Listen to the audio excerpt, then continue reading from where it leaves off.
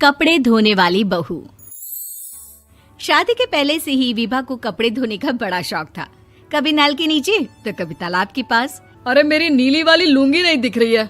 विभा की अम्मा, कहाँ रखी है लुंगी? अरे वो तो विभा ने परसों ही धोकर रखी थी आपकी अलमारी में, देखो वहीं होगी। वो ना मैंने आज धो दी, मुझे लगा कि गंदी हो गई होगी। अरे कैसे गंदी हो गई थी? उसे तो मैंने पहना भी नहीं। हे भगवान, इस लड़की के कपड़े धोने की आदत से परेशान हो गया हूँ मैं। जितना तो घर में राशन नहीं आता, उससे कहीं ज्यादा डिटर्जेंट पाउडर का खर्चा है। इसकी शादी करवा दो, शादी जाए अपने घर में ही करे काम, फिर चाहे घर के कपड़े धोने हो या पूरे गांव के। हाँ ठीक बोल रही हो, देखता हूँ मैं कोई लड़का। वो दिन भी आ जाता है जब विभा को देखने लड़के वाले आ जाते हैं। लड़की मुझे अच्छी लगी। होने वाली सास कहती है, बेटी अगर कुछ पूछना है तो पूछ लो।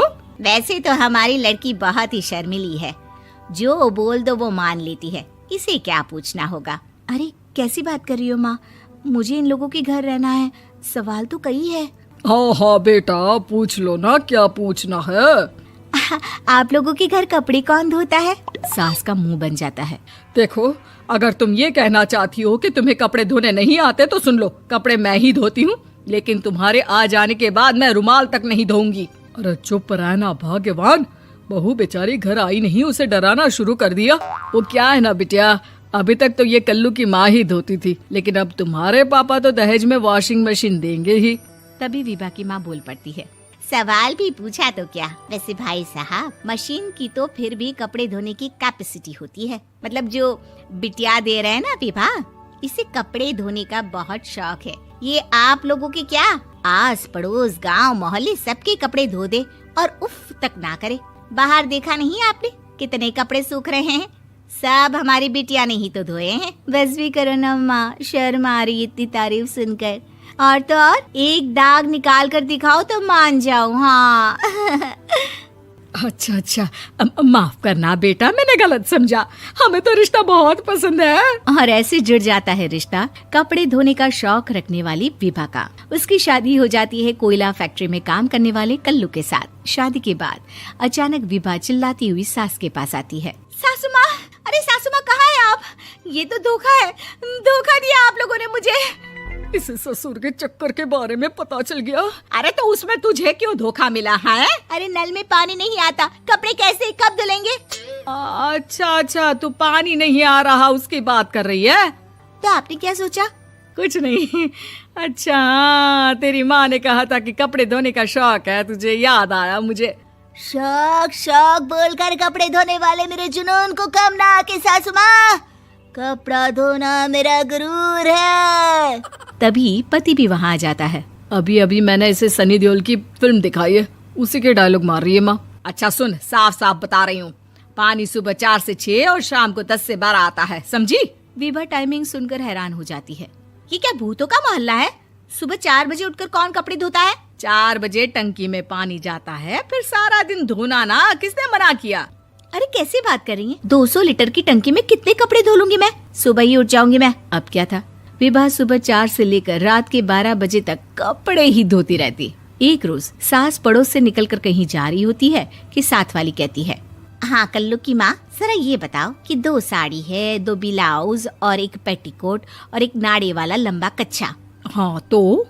अरे तो क्या, कितना लोगी धुलाई ये बताओ। धोबन दिख रहे हैं हम क्या? हमारे पति सरकारी नौकरी से अभी रिटायर हुए हैं और बेटा सुपरवाइजर है कोयला फैक्ट्री में। धोबन समझ रखा है हमें। हाय रे कल्लू की अम्मा, माफ कर दो, वो तो मोहल्ले में यही सब बता रहे थे कि तुमने बहू को कपड़ा धुलवाने के काम में लगा दिया है। सास को पड़ोसन की बात सुनकर गुस्सा आ जाता है। वो घर पहुंचती है जहां घर के बाहर ही इतने सारे कपड़े सूख रहे होते हैं जितने कि किसी धोबन के घर पर। अरे ओ कल्लू की दुल्हन, बाहर निकल। माँ जी यहीं आ जाओ, बाथरूम में चादर धो रहे हैं हम। अरे अभी हम धोते हैं, तुमको बाहर निकलो। ये आस पड़ोस वाले बोल रहे हैं कि हम बहू से कपड़े धुलवा कर उसे कपड़ा धोने वाली बना दिए हैं। अरे छोड़ो ना माँ जी, किन लोगों की बातों में आती हो? आस पास के लोगों का तो काम ही होता है कि वो किसी तरह सास बहू को लड़ा दे। बहू सारे घर के कपड़े धोती है, ये क्या कम है? बोलिए। सास को भी लग जाता है कि वो बहू का ये सनकीपन नहीं छुड़वा सकती, इससे अच्छा है कि खुद ही चुप हो जाए। एक रोज सास और बहू मंदिर जाते हैं, जहाँ सास की साड़ी वहाँ खड़ी भीख मांगने वाली से मिलती है। माँ जी क्या बात है, आपकी साड़ी उस भिखारन से कितनी मिल रही है ना? हाँ हाँ देखो तो, दोनों की साड़ी मिल रही है। क्या बात है कल्लू की अम्मा, तुम खुद को तो अफसर की बीवी बताती हो और ऐसी सिंपल सी प्लेन साड़ी पहनकर घूमती हो। सिंपल और प्लेन नहीं है ये साड़ी। तो क्या सोने के धागे से फूल बने हैं? कुछ भी सासू माँ, कुछ भी। हाँ बने थे इस साड़ी में सोने के धागे से फूल। मेरे पति लेकर आए थे मद्रास से स्पेशली मेरे लिए 10,000 की। ताहे भाई साहब इस भिखारन के लिए भी सेम टू सेम साड़ी लेकर आए होंगे 10,000 की। सास उस वक्त तो कुछ नहीं कहती, लेकिन बहू के साथ घर आती है और अलमारी से एल्बम निकाल कर लाती है। ये साड़ी देख रही है, ये वही साड़ी है जिसे मैंने अभी पहना था।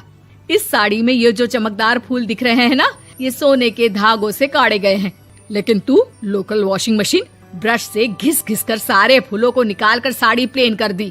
मुझे माफ कर दीजिए सासू माँ। और तो और, जब मैंने तुझे तेरी गलती के लिए कुछ नहीं कहा, लेकिन तूने तो सबके सामने मेरा मजाक ही बना दिया। क्यों? बहू को समझ में आ जाता है कि अब से उसका कपड़े धोना बंद।